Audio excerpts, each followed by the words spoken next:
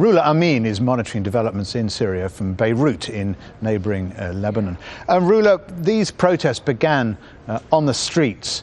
We're now looking at an insurgency, effectively, fears of civil war, as you heard in that report. Where is this going, especially in the light of renewed attacks on the pipeline?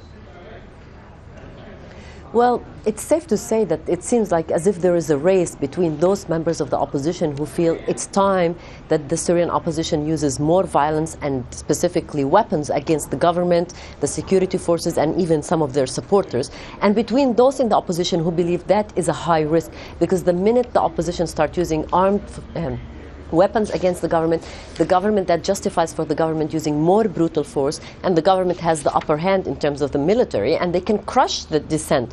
They believe the way to go is to keep the momentum for the peaceful protest, for sit-ins, for more demonstrations, for mass demonstrations. And that's why we have been seeing more urgency by the opposition to call for general strikes, for civil disobedience.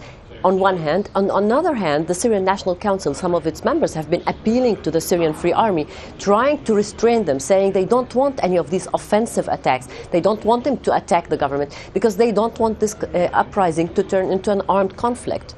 And they don't want to turn it into a civil war, which is what it would be, effectively, if they did that. A military build-up continuing, Rula, outside Homs. For what reason do you suspect? Well, the events in Homs and the protests in Homs have been developing in a way that made Homs the epicenter of the Syrian uprising, the Syrian revolution.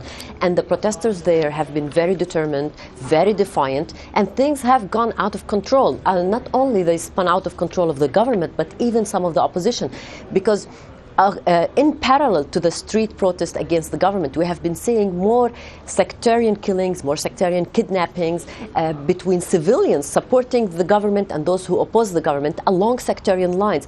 And even some of the opposition have said things have gotten out of control. It's very hard to try to contain such incidents now, and that's why they want to keep the peaceful part. Now, some of the government supporters inside Homs have been appealing to the government, to the security forces, to enter the town and control it. But that would mean a lot of blood on the streets.